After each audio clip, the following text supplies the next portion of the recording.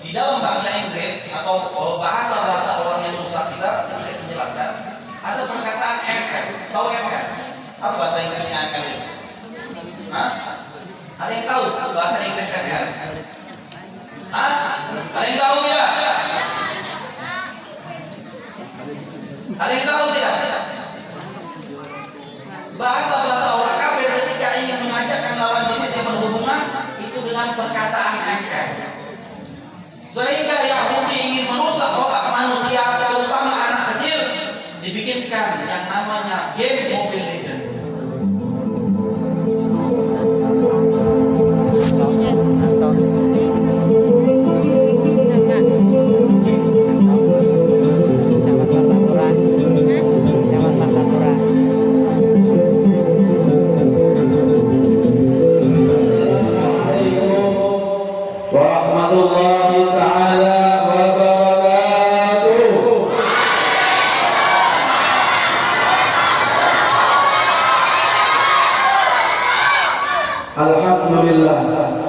الذي علم بالقلم علم الإنسان ما لم يعلم أكرمنا بقرآن محكم فهو دار المصون والجوهرة المكنون وأكمل ديننا وأتم علينا النعمة وأكرمنا بخير النبي محمد صلى الله عليه وسلم فكنا به خير أمة.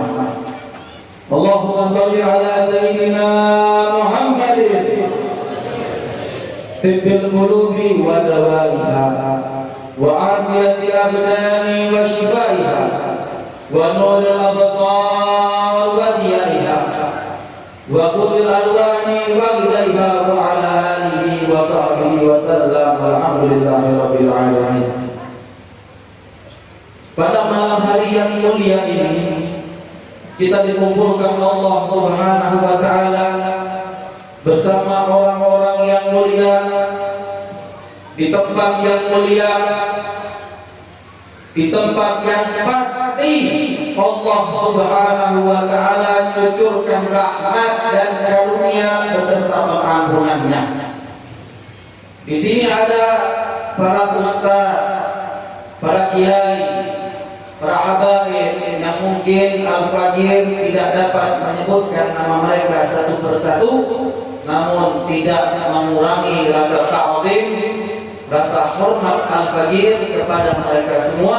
Mudah-mudahan mereka panjang umurnya, sehat jasadnya, mudah-mudahan Allah berkahi mereka semua. Dan siapapun yang hadir di tempat ini mengorbankan waktu kita, mengorbankan tenaga kita, mudah-mudahan Allah panjangkan umur kita, Allah sehatkan jasad kita, mudah-mudahan Allah berkahi hidup kita. Lana hajah ya rafaq bina ya khairul ghadi. Mudah-mudahan semua hajat kita, hajat dunia, hajat akhirat dipermudah, dilancarkan dan dikabulkan Allah Subhanahu wa taala. Amin ya rabbal alamin. Yang punya hutang, mudah-mudahan Allah lunasi hutangnya. Yang lagi sakit, mudah-mudahan Allah kasih sembuh penyakitnya. Mudah-mudahan yang bawa dosa segunung di tempat ini tidak keluar dia dari masjid ini kecuali Allah ampunkan semua dosanya. Amin ya rabbal alamin. Nabi besar Muhammad sallallahu alaihi wasallam di dalam hadis qudsinya beliau mengatakan wajabat mahabbati lil mutajalisina fiyya. Wajib mendapatkan cinta dari Allah Subhanahu wa taala lil mutajalisina fiyya. Mereka-mereka yang duduk karena Allah Subhanahu wa taala. Kira-kira kalau saya tanya, kita yang berkumpul di sini tujuannya untuk apa? Tujuan untuk apa? Memuliakan, mengagungkan siapa? Nabi agung kita, Nabi Hukum Muhammad sallallahu alaihi wasallam. Maka insya Allah kita mendapatkan cintanya Allah Subhanahu wa taala.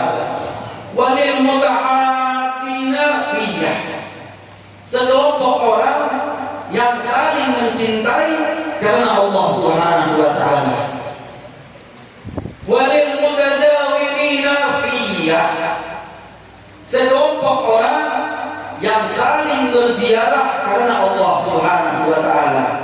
Walil mutabazilina fiyah, sekelompok orang yang saling berkorban karena Allah Subhanahu wa taala. Kira-kira kalau saya tanya, mungkin ada yang datang dari luar konteks ini, mungkin ada yang punya kesibukan, mungkin ada yang punya masalah di luar, mungkin ada yang punya problem di luar, menyempatkan waktunya datang ke tempat ini untuk memuji Allah, untuk memuji Nabi, untuk duduk bersilaturahmi kepada Allah, bersilaturahmi kepada Nabi, menziarahi tempatnya Allah, menziarahi tempatnya Nabi, berkorban waktu untuk Allah, berkorban waktu untuk Nabi, maka kita pasti mendapatkan cintanya Allah Subhanahu wa taala.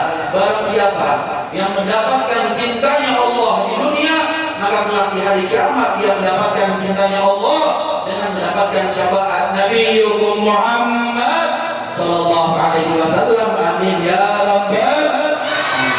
Apalagi subhanallah, di malam hari yang barokah ini adalah malam 12 Rabiul Awal, malam yang paling mulia yang pernah diciptakan Allah Subhanahu wa taala. Karena kenapa?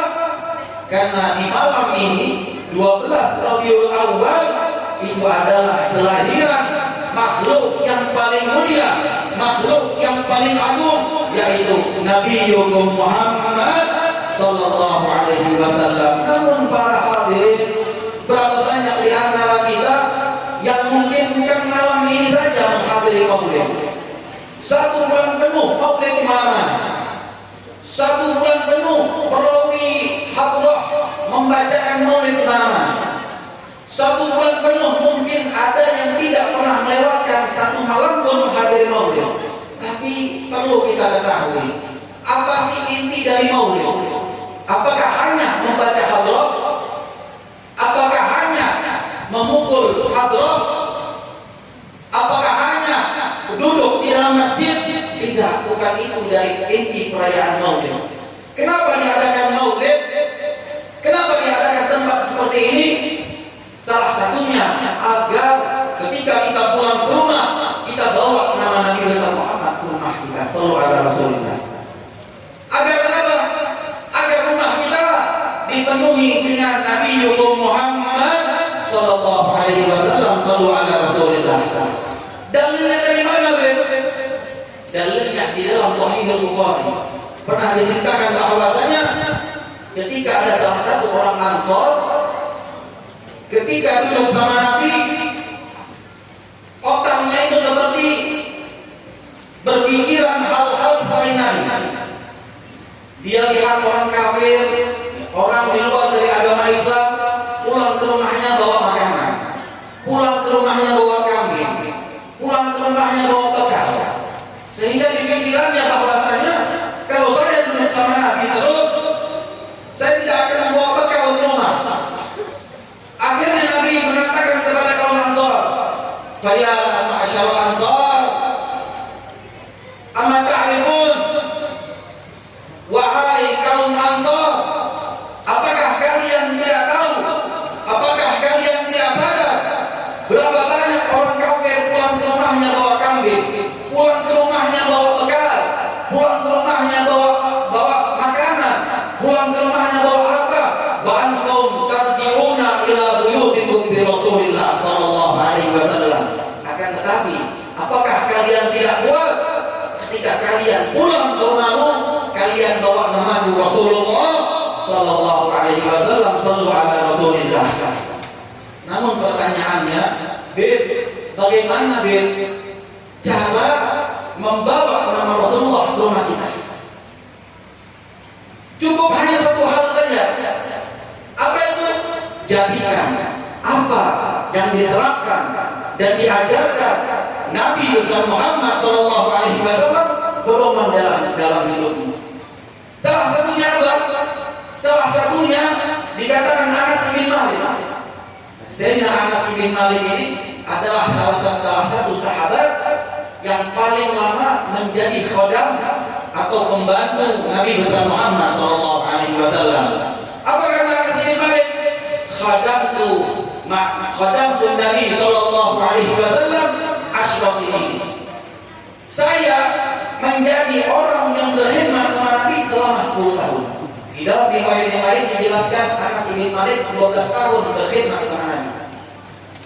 Akan tetapi kata Anas bin Malik, selama 12 tahun saya berkhidmat sama Nabi, maka saya tidak pernah mendengar Nabi marah sama saya.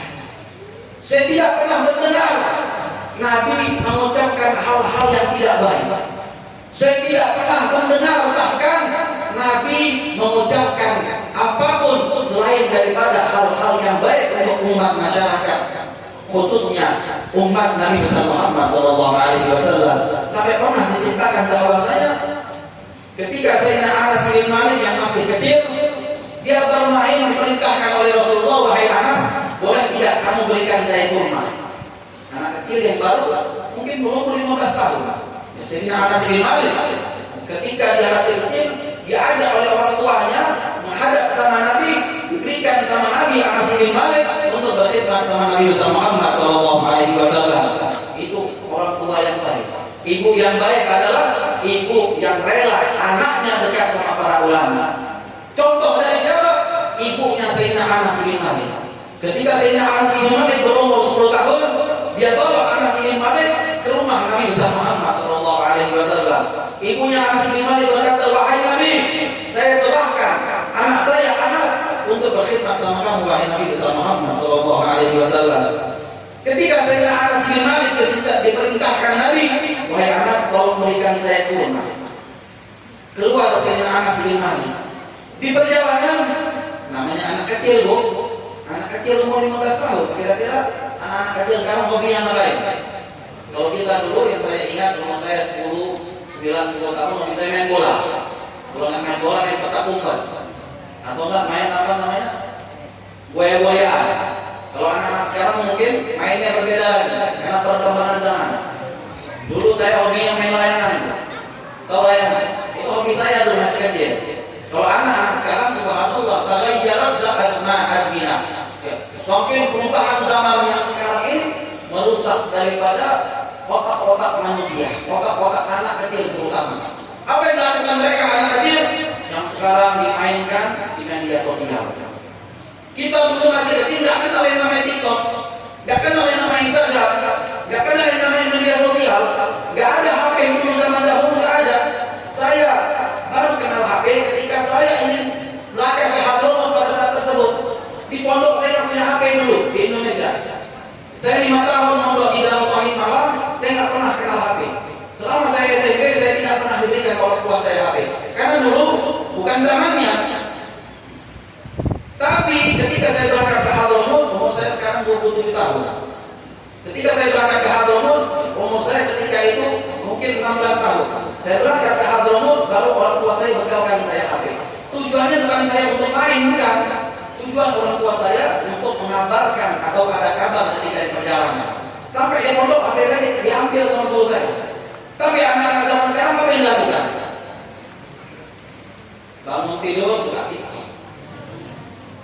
Bangun tidur lagi, buka Instagram. Ini anak kecil, Bu, kasihan. Otak mereka dirusak sama orang Yahudi. Baru bangun buka Instagram. Maka kalau ada yang punya Instagram, jangan lupa follow saya, Al Habib Hasan Syarif. Daripada follow orang lain, follow saya. Udah ganteng. Betul atau tidak? Betul atau tidak? Apakah saya fitnah saya ganteng? Betul, saya ganteng. Saya pede orangnya. Allah kulihal, yang paling merusak dalam sekarang apa? Ini contoh, hati-hati. Di dalam bahasa Inggris atau bahasa-bahasa orang yang rusak, kita sedikit menjelaskan. Ada perkataan ML. Tahu ML? Tahu bahasa Inggrisnya ML itu? Hah? Ada yang tahu bahasa Inggris ML? Hah? Ada yang tahu tidak? Ada yang tahu tidak? Bahasa-bahasa orang kafir ketika ingin mengajarkan lawan jenis yang berhubungan itu dengan perkataan ML. Sehingga Yahudi ingin merusak otak manusia, terutama diberikan yang namanya game Mobile Legends. Maka dari itu Bu, kalau mau jadi anaknya berilmu, mau jadi anaknya selamat, jangan pernah kasih dia HP. Yang terjadi di zaman sekarang apa? Sekarang ibu-ibu dan bapak-bapaknya lebih mementingkan didikan anak di dalam sekolah, tapi tidak mementingkan urusan akhiratnya. Kalau anak tidak sekolah dia marah, tapi kalau anak tidak sholat subuh dia kasihan. Pak, jangan dibangunin Pak, kata si ibu. Ini ibu-ibu calon neraka. Kasihan Pak, dia baru tidur semalam capek. Pagi-pagi ini mau sekolah. La ilaha illallah. Siapa yang memberikan anakmu sukses kecuali Allah Subhanahu wa taala? Siapa yang memberikan anak syafaat kecuali Nabi Muhammad sallallahu alaihi wasallam? Mau anakmu S1, S2, S3, S tongkong, S krim sampai akhir, demi Allah kalau dia tidak sholat maka anak tersebut menjadi anak yang celaka dan membuatmu celaka ketika di akhirat. Alhamdulillah min dzalik. Sayyidina Anas bin Malik, ketika orang tua yang tahu kalau saya yang didik anak saya, maka anak saya tidak akan menjadi orang sukses. Diberikan itu anak kepada Rasulullah Shallallahu Alaihi Wasallam. Sallallahu alaihi Rasulillah. Siapa yang mendidik Anas bin Malik? Manusia yang paling mulia yang pernah diciptakan Allah Subhanahu Wa Taala, yaitu Nabi Muhammad Shallallahu Alaihi Wasallam. Ketika itu kita kembali ke cerita kita. Sayyidina Anas bin Malik diperintahkan oleh Rasulullah beli kurma. Ketika itu Sayyidina Anas bin Malik yang umurnya masih kecil, diriwayatkan pada saat tersebut umurnya 15 tahun. Ada riwayat ulama mengatakan dari Imam Tirmidzi umurnya 12 tahun. Kita anggap umur 15 tahun. Kopi apa 15 tahun? Saya dulu Bu, pada saat di pondok pesantren, wallahi demi Allah, ketika saya di malam di pondok pesantren, umur saya masih kecil pada saat tersebut. Orang tua saya kejam-kejaman memasukkan saya ke pondok pesantren.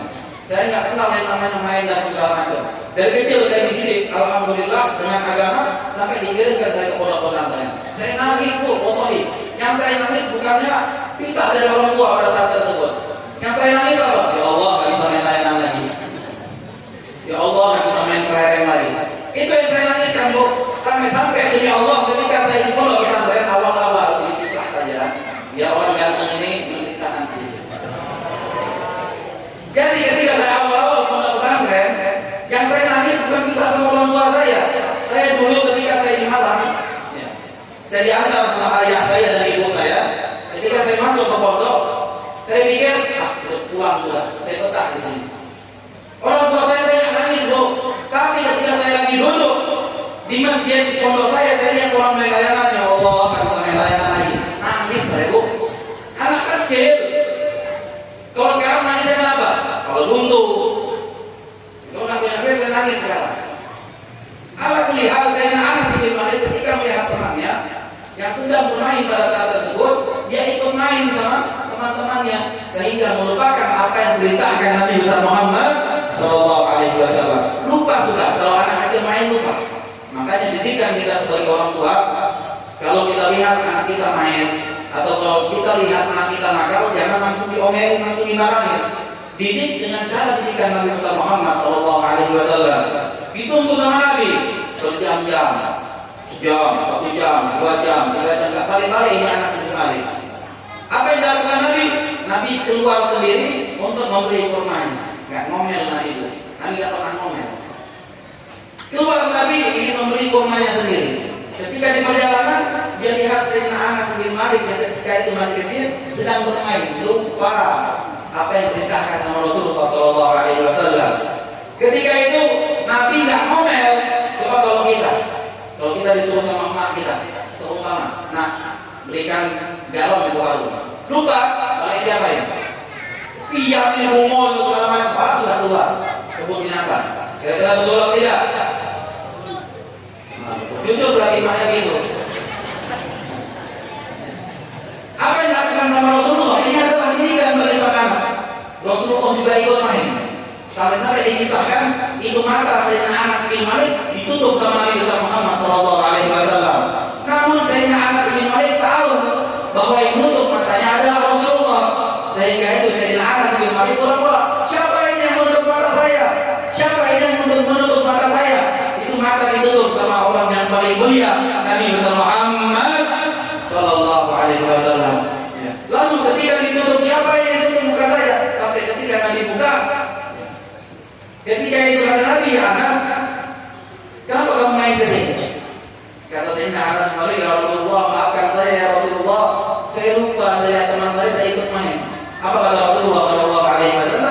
di umurmu sendiri nggak masalah kamu seperti itu.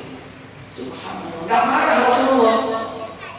Ketika itu Sayyidina Anas bin Malik berkata, demi Allah, ketika Nabi menutup mata saya, kata Anas bin Malik, seumur hidup saya itu wangi dari tangannya Nabi Muhammad SAW tidak pernah hilang dari mata saya. Sampai-sampai kata Anas bin Malik, sampai saya meninggal dunia, saya tidak pernah merasakan sakit mata karena mata saya pernah ditutup oleh baginda Nabi Muhammad Sallallahu Alaihi Wasallam. Sallu ala Rasulillah. Subhanallah, di zaman sekarang tadi bu, la ilaha illallah. Di zaman sekarang orang itu sangat cepat gampang memusuhi orang. Lisan kita ini seperti nggak kejaga lagi. Apalagi tentang urusan-urusan dunia. Terkadang subhanallah, urusan dunia mampu menghancurkan kedua orang muslim. Urusan hal-hal yang tidak penting bisa merusak daripada moral kedua belah pihak muslim. Terkadang subhanallah, gak banyak di antara kita ribut ataupun menggibah ataupun mencela, mencaci karena apa? Karena beda pilihan daripada pemilihan pemerintah. Kira-kira saya mau tanya, kalau pemerintah yang pilih, itu yang senang siapa? Hah? Yang senang siapa? Yang senang yang dipilih. Kok dia yang ribut? Subhanallah. Terkadang Ustaz, subhanallah Ustaz, satu masjid, ini kita berkumpul di sini satu masjid. Terkadang duduk kamu dekat-dekat. Wah itu pilihannya ini, gak usah temenin dia, jauhin saja. Ini pilihannya itu, gak usah dijauhin, gak usah ditemenin. La ilaha illallah. Kalau sudah hubungan sesama muslim, partai kita satu. Siapa partai kita? Partai kita yaitu Nabi besar Muhammad Sallallahu Alaihi Wasallam. Itu saja. Kita berkumpul di sini karena apa? Karena kita ikut partai Nabi besar Muhammad Sallallahu Alaihi Wasallam. Kalau kita tahu kita partainya Nabi, maka kita tidak akan pernah dirusak dengan apapun. Mau pilih siapa? Terserah pian. Mau memilih siapa? Urusan pian. Pian bongkar, pian ini. Namun kita tetap sama muslim. Walaupun pilihan kita berbeda, namun kita tetap berada di partai yang sama, yaitu partainya Nabi, partai yang ingin masuk surganya Allah dengan syafaat Nabi besar Muhammad Sallallahu Alaihi Wasallam. Sallu ala Rasulillah. Pian ini jangan jadi murahan, jadi manusia jangan jadi murahan. Lagi pemilihan dikasih 100.000, oh ini pilihan saya. 100.000 gunanya untuk apa sih? Saya mau tanya. 100.000 gunanya untuk apa? Rokok harganya 30.000, sisa 70.000. 20.000 beli gandum, sisa 50.000. 100.000 nggak habis mungkin satu hari, setengah hari habis. Ributnya kemana-mana. Iya, ngapain kamu mengorbankan nyawamu untuk hal seperti ini? Kalau kamu ikut akhlaknya Nabi, sifatnya Nabi, partai Nabi bagaimana sih? Partainya Nabi musyawarah. Partainya Nabi dengan akhlak, dengan budi pekerti yang baik, dengan menjaga lisan. Itu partai Nabi Muhammad SAW. Jadi kalau kita ikut partai Nabi, maka kita tidak pernah akan menyesal di dunia dan juga di akhirat. Apa partainya Nabi? Partainya Nabi jangan pernah meninggalkan sholat wajib. Barang siapa yang sholat wajib dijaga, ditambah sholat sunnah, dia akan masuk surga sama Nabi. Itu partai Nabi. Itu yang kamu urus, jangan partai orang lain. Itu partai yang kita urus. Partainya Nabi sholat pakai siwak. Partainya Nabi seperti itu. Ada yang bawa siwak di masjid ini? Saya mau tanya. Ada yang bawa siwak? Siapa yang bawa siwak? Hanya beberapa orang bawa siwak. Subhanallah. Yang lainnya ke partai siapa dia? Partainya Nabi seperti itu. Partainya Nabi tidak pernah meninggalkan sholat duha. Itu partai Nabi. Partainya Nabi mencintai satu sama yang lainnya. Itu partai Nabi. Partainya Nabi tidak berkata kecuali hal-hal yang bermanfaat. Itu partai Nabi. Sampai-sampai apa? Para ulama mengatakan kalau seumpama perkataan yang baik nilainya seperti perak. Perkataan yang baik itu, kalau seperti perak, maka dia menjadi perkataan yang baik, nilainya seperti emas. Sallallahu alaihi Rasulillah. Itu yang diajarkan Nabi. Maksudnya bagaimana? Kalau kamu tidak bisa ngomong, jangan ngomong. Walaupun itu baik pada dirimu, diam aja lebih baik. As-sukut selamat. Banyak diam selamat. Kalau kamu ingin selamat di dunia, apalagi di akhirat, fahfad lisanaka, jaga lisanmu. Jangan banyak ngomong. Terkadang subhanallah, itu ini jadi sombong lebih besar. Ini pemilihannya ini nih, wah itu partai PKI itu. Gak usah, gak ada urusan sama kita. Yang milih dia yang kaya atau tidak? Kaya atau tidak? Kalau ada yang nganterin mobil Alphard sama saya, sama uang 10 miliar, saya dukung dia. Ngapain gak ada, Bu? Gak ada. Jadi ngapain saya dukung orang? Buat apa? Lebih baik saya mengajak partai Nabi besar Muhammad Sallallahu Alaihi Wasallam. Saya dukung orang ini, dia yang kaya, saya nggak kaya. Saya dukung yang ini. Ayo kita sama-sama pilih simpulan ini. Gak ada gunanya buat apa bagi saya? Tujuan kami pendakwah, tujuan Rasulullah apa diciptakan di dunia? Innama bu'itsu mu'alliman. Kata Nabi besar Muhammad, saya diutus Allah mu'alliman, sebagai pengajar. Innamal bu'itsu liutammima makarimal akhlak. Saya diutus oleh Allah untuk menyempurnakan akhlak umat saya, budi pekerti umat saya. Nabi tidak mengajak hal baik. Dan begitu pun kami diajarkan guru-guru kami di Hadramut bersama sampai Rasulullah, tidak pernah membawa umat ke partai, tidak pernah. Tujuan kami apa? Membawa orang sebanyak mungkin masuk dalam surganya Allah Subhanahu wa taala. Mengenal siapa Nabi besar Muhammad sallallahu alaihi wasallam. Shallu ala Rasulillah. Jadi enggak sampai sekarang, dimulai dari sekarang sampai kiamat mati, jangan pernah ribut lagi urusan partai. Siapa yang mau kalian pilih? Siapa yang baik bagi kalian pilih? Namun kita diajarkan oleh para ulama kita teori-teori pemilihan sesuai dengan adab dan akhlak yang Nabi berikan dari para sahabatnya. Apa sih ciri-cirinya? Ciri-ciri yang kalian bisa pilih itu ada 3. Kalau tidak ada 3 ini dari pemilihan tersebut, jangan dipilih. Yang pertama, pilihlah siapa yang dia ingin pilih, orang yang jujur dan amanah, yang semasa hidupnya jujur. Siapa itu? Ya urusan pian. Yang pian tahu aja, pian pilih yang jujur dan amanah. Yang kedua, pilihlah orang yang dekat dengan masyarakat, yang peduli dengan masyarakat.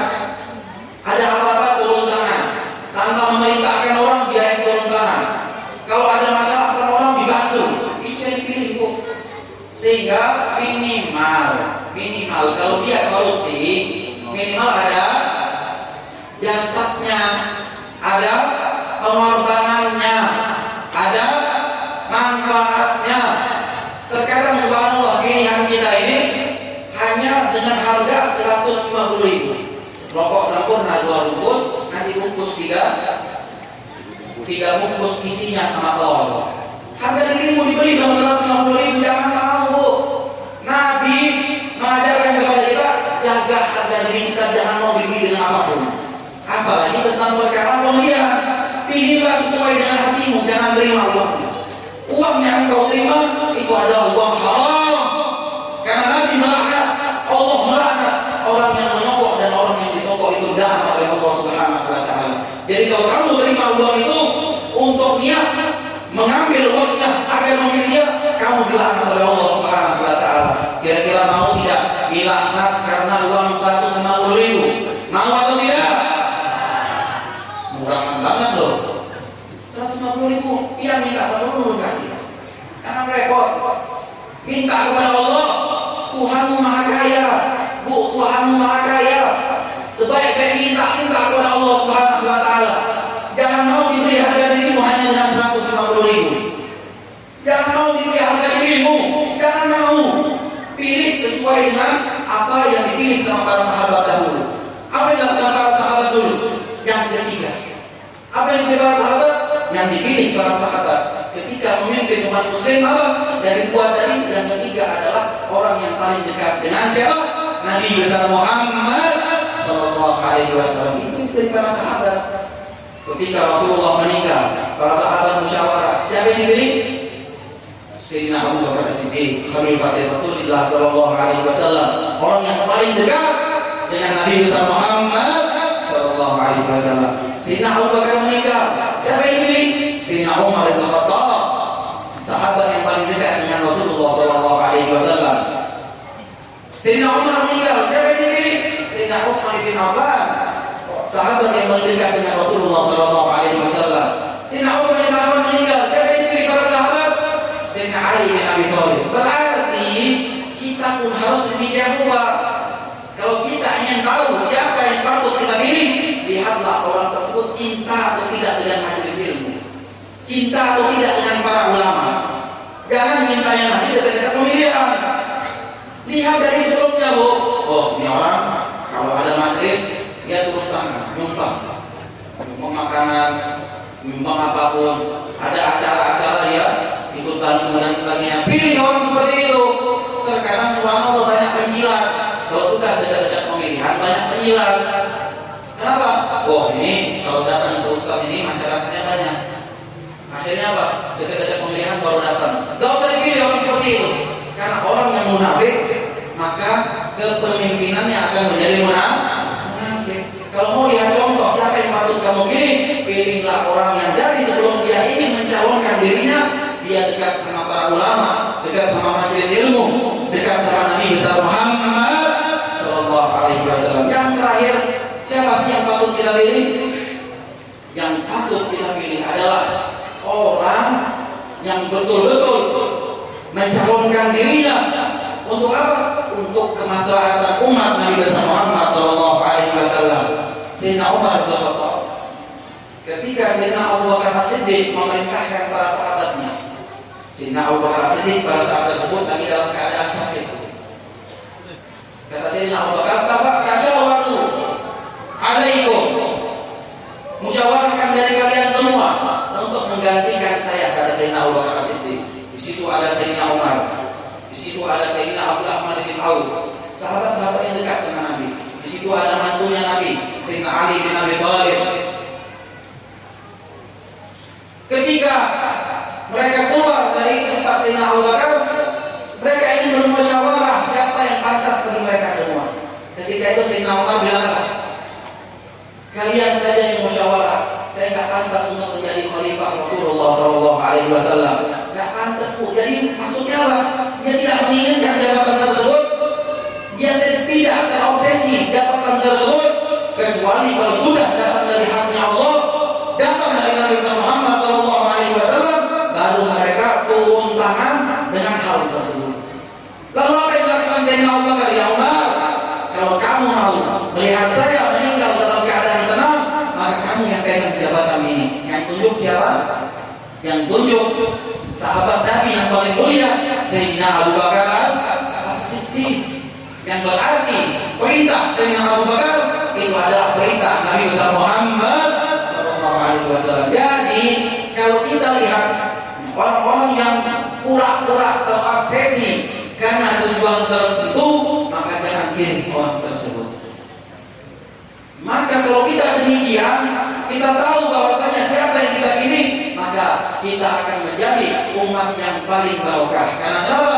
Karena tidak ada umat yang barokah kecuali pemimpinnya orang yang barokah, kecuali ulamanya orang yang barokah, kecuali Pak RT-nya, kepala desanya, siapapun yang menjadi pemimpin itu orang yang barokah. Karena setiap makhluk hidup itu akan dimintakan pertanggungjawaban oleh Allah Subhanahu wa taala. Kullukum mas'ul. Kalian semua adalah mas'ul, penanggung jawab.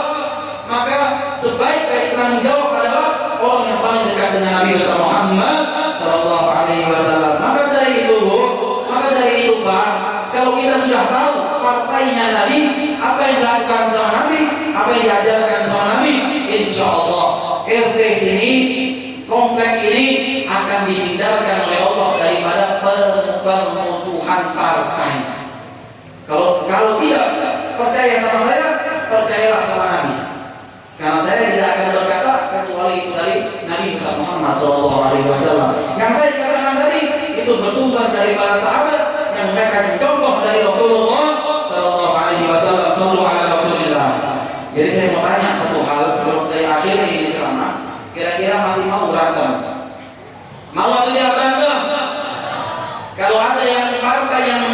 yang berantem mau atau tidak? Kalau ada partai mengajak adu domba mau atau tidak? Mau atau tidak? Jangan mau, karena kalau kalian ikut-ikutan musuhi orang, maka kalian semua akan celaka di hadapan Allah Subhanahu wa taala. Mudah-mudahan Allah merahmati kita semua, mudah-mudahan Allah melindungi kita semua dari fitnah, mudah-mudahan kelak di hari kiamat kita dilindungi Nabi Muhammad daripada siksa kubur, daripada adabnya Allah Subhanahu wa taala, dan mudah-mudahan sebagaimana kita dikumpulkan di tempat yang mulia, antumu maghfuran lakum wa quddilat sayyi'atukum hasanah. Tidak kita berpisah dari tempat ini ya Rabb, kecuali dosa-dosa kita, apa yang kita lakukan semasa hidup digantikan Allah Subhanahu wa taala sebagai hal-hal yang mulia. Ya Rabb, ya Rabbi bil Mustafa badal maqasidana waghfir lana ma madha ya wasi'al karam. Ya Rabb, ampunkan dosa kami ya Allah, kami makhluk yang hina ya Rabb, kami makhluk yang penuh dosa ya Rabb.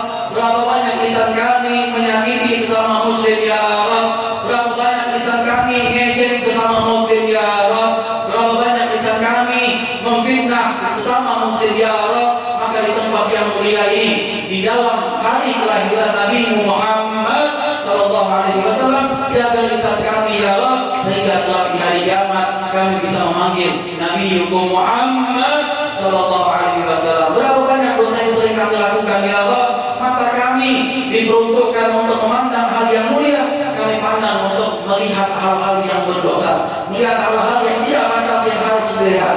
Berapa banyak kami menggunakan mata kami ya Rabb untuk menghina, mencela, menghina sesama muslim ya Rabb. Maka dari itu, ampunkan dosa mata kami ya Rabb, sehingga kelak kami di hari kiamat tidak diharamkan mata kami memandang wajah baginda Nabi besar Muhammad sallallahu alaihi wasallam. Jangan cabut nyawa kami ya Rabb sebelum kami diizinkan melihat Nabi besar Muhammad. Wa idza tawaffaitana ya Rabb, meninggalkan kami ya Allah, cabut nyawa kami ya Allah, cabut nyawa kami ya Allah, dalam kami mencintai Nabi besar Muhammad sallallahu alaihi wasallam. Wa kama farrahtana fid dunya ya Rabb, wa farrihna fil akhirah ya Rabb. Sebagaimana Engkau muliakan kami ya Allah di dunia, Engkau senangi kami di dunia ya Rabb, Engkau nikmati kami di dunia ya Rabb, maka nikmatkan kami ketika kami di akhirat dengan syafaat Nabi, dengan perlindungan dari Nabi, dengan meminum telaga kausarnya Nabi, sehingga kami selamat dari siksa kubur ya Rabb, sehingga kami selamat daripada yaumil qiyamah ya Rabb, yang tidak ada orang yang mampu mensyafaati kami, menolong kami ketika di hari kiamat, kecuali datang seseorang yang paling mulia, yaitu Nabi kita, Nabi agung kita Muhammad sallallahu alaihi wasallam. Ya Rabbana bil Mustafa idkhil lana yaumal qiyamah fil jannati firdaus ma'an nabi wa siddiqin wa syuhada'i wa shalihin. Ya Rabb, kumpulkan kami di hari kiamat ya Rabb dengan kekasih kami Nabi besar Muhammad sallallahu alaihi wasallam. Jangan pisahkan kami dari tempat ini ya Rabb, kecuali catat nama kami ya Allah sebagai pencinta Rasulullah sallallahu alaihi wasallam. Ya Rabb, jangan pisahkan kami di surga ya Allah, kecuali di situ kami duduk, kami melihat, kami memandang wajah orang yang mulia, yaitu Nabi kita Nabi besar Muhammad sallallahu alaihi wasallam.